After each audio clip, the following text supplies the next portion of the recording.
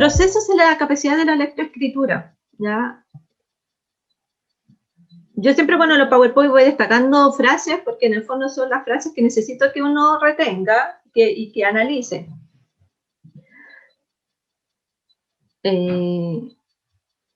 Cuando uno lee comprensivamente, se desarrollan varias habilidades, ¿ya? La clase de mañana, sé que no alcanzamos a mostrarlo hoy día. Así como existe la taxonomía, ¿cierto? Tanto la de Bloom como de Marzano, ¿cierto? Que hablan cómo se producen los procesos de aprendizaje y los niveles, ¿cierto? Que debemos desarrollar. Lo primero que tenemos que tener claro es que la persona cuando lee tiene que extraer un significado global de la información. Si yo o el alumno, después de leer un texto, aunque sea un párrafo, no es capaz de extraer el significado global de lo que leyó, no tiene lectura comprensiva. Quizás hasta lo hice leer en voz alta, escuché cómo leyó, quizás leyó hasta bien, o sea, de corrido, como se dice, ¿cierto? En un buen tono de voz, respetando la puntuación, etc. Pero si esa persona no es capaz de extraer el significado global, significa que no comprendió lo que leyó. Volvamos al tema de la lectura inicial, de primer año y de segundo año, que todavía es inestable en muchos casos. ¿Cierto? Logramos que el alumno lea mecánicamente, que sea capaz de codificar el mensaje y de codificarlo, prácticamente lo hacemos leer en voz alta. Esa lectura inicialmente siempre es muy mecánica. Por ahí siempre ha existido la discusión. ¿Qué es más importante, la velocidad lectora o la comprensión de lectura? Para un ser humano de la edad nuestra, ambas. Nosotros a nuestra edad ya tenemos que ser capaz de leer, ¿cierto? Una velocidad relativamente rápida y entender lo que se lee. Pero si estamos en primero básico, lo que a nosotros nos interesa es que logre codificar, ¿no? Que logre codificar lo que lee, ¿ya? A nivel mental, y cuando lo lea, ¿cierto? De manera fluida. Y como les dije, ese proceso es más o menos lento para cada uno, porque depende del estilo de aprendizaje que tengan. Los visuales, los auditivos, ¿cierto? Los pragmáticos, etcétera, es diferente el ritmo, por lo tanto, algunos van a leer más rápido y otros no, ¿ya? Para algunos les es más fácil asociar el sonido, a otros no. Y en ese sentido, quizás la tarea de primer año, final, ¿cierto? Cuando estén terminando, es lograr que lean, ¿cierto? Que de relativamente manera mecánica. Cuando ya pasamos a segundo o tercer año, lo que además necesitamos es que vaya extrayendo ciertos significados. No podemos pedirle lo mismo al alumno de segundo básico, que tiene entre 7 y 8 años, al alumno que está en sexto, que tiene 12 años, ¿ya? Por lo tanto, esto es gradual. Ojo con eso, acuérdense. La comprensión de lectura es gradual. No le puedo pedir a un alumno de 7 años que interprete un texto completo, ¿no? O que le dé su propia interpretación. Pero sí le puedo pedir que me diga de qué trata el texto, ¿ya? ¿De qué trata lo que leíste? El texto trata de tal cosa, ¿ya? Que sea capaz de decirme de qué trata. Por lo tanto, ahí está ocupando una habilidad que es súper compleja, que es la capacidad de síntesis, además. Ojo con eso, ¿ya? Pero sí, al alumno del sexto básico yo le puedo decir, bueno, después de leer este texto, realice una reflexión argumentada del actuar de tal personaje. Dentro del texto, por ejemplo. Yo le puedo decir, realice su propia interpretación del texto, de cómo actuó tal personaje, pero deme los argumentos. Si usted dice que fue un personaje que actuó de manera positiva, ¿por qué? Y la información la va a tener que extraer del mismo texto. Y si puede, me lo va a citar, ¿cierto? Va a citar una frase del personaje. ¿Sí? Son niveles distintos, ¿ya? Entonces, el que está en segundo básico al que está en sexto, por ejemplo. Entonces, por un lado, tiene que saber extraer información. Dice, un nivel adaptativo, es decir, que ya va manejando la comprensión de lectura, requiere que el lector disponga de un nivel mínimo de conocimiento previo. Y ahí es la clave, profesor. Bueno, en todas las asignaturas la clave es el conocimiento previo. ¿Cómo logramos que tenga más o menos conocimiento previo? Y ahí es la tarea, por ejemplo, de la familia. La familia tiene que ser una gran acompañante en estos procesos de lectura.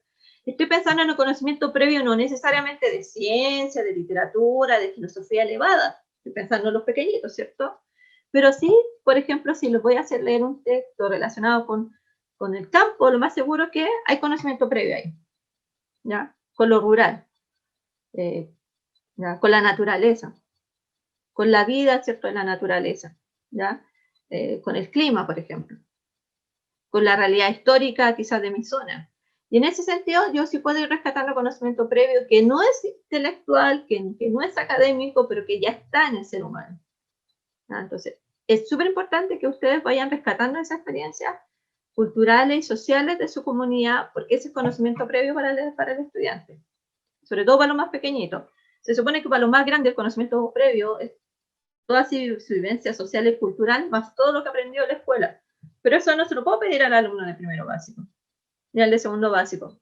No tiene tanto conocimiento previo académico, por lo tanto, el conocimiento previo lo tengo que asociar a cosas que él ya sabe, de su escuela, de su comunidad, de su familia, etc. Y así sucesivamente, ¿cierto? Cuando ya llegamos a educación superior, todos nosotros ya pasamos por esa experiencia, el conocimiento previo, cada año iba aumentando, ¿cierto? Cada año era más complejo lo que yo iba aprendiendo y por lo tanto era más fácil el anclaje también. Tenía más información, tenía más herramientas, tenía más lenguaje, tenía más tecnología, ¿ya? Entonces, extraigo el significado global, ¿ya? A partir de lo que dice el texto, lo asocio con aquellas cosas que ya sé, con mi conocimiento previo, pero para que eso se logre, tiene que haber un nivel de atención y percepción de la información suficiente. Y esa es una tarea difícil, ¿o no, profesores? Que el estudiante esté atento, ¿ya? Hablamos de la atención, la capacidad que todos los seres humanos tenemos para limitar los estímulos y centrarnos en un foco determinado. En este caso, ustedes, me imagino que todos están pendientes de lo que yo estoy diciendo, aunque haya mucho ruido en su casa. Sabemos que uno cuando está en la casa es complicado hacer clases, es complicado uno estar en una reunión, uno estar en un curso como estudiante, porque el mundo a nuestro alrededor sigue girando, no se detiene porque nosotros tenemos una reunión o una capacitación. Y en ese contexto, piense que eso mismo le pasa a sus estudiantes, ¿ya? La cantidad de estímulos que un niño o niña tiene son muchísimos, ¿ya? Por lo tanto, yo tengo que lograr que por lo menos por 5 minutos mi alumno, mi alumna preste atención al texto que tiene frente a sí, ¿ya? ¿Y cómo logro que esos 5 minutos, que son de lectura inicial, de revisión, de hojear, de ver si el libro tiene dibujito o no, de cuántas hojas tiene el libro, si tiene índice, sean tan entretenidos para ese alumno y alumna que quiera seguir leyendo? Ya, entonces, el nivel de atención nos va a permitir que esa persona se concentre o no se concentre. Entonces nosotros tenemos que lograr que se concentre. Algo que hacen muchas escuelas, y ahí no sé si ustedes lo podrán hacer, ya en las clases presenciales sobre todo, es que dedican, después de entrar a la clase inicial, la primera clase, a unos 10 minutos de lectura silenciosa. Después, obviamente, que se le dio la bienvenida, que los niños se saludaron, ¿cierto? De que logré que se sentaran, ¿cierto? Que coordinaran sus cosas. Invitarlo a una lectura de unos 10 minutos de silencio, ¿ya? No sé si todo ahí con sueño lento entenderán todo lo que van a leer, ¿ya? Pero sí permite generar el hábito lector. Entonces, después ya los alumnos llegan a la clase y saben que se van a sentar y van a tener 10 minutos de lectura, ¿ya? Y que tiene que ser en silencio, ¿ya? Y después, si hacemos algo con esa lectura, ya son actividades independientes de cada asignatura. Pero sí que quizás desarrollemos ese hábito lector con unos 10 minutos inicial de lectura al inicio de la jornada.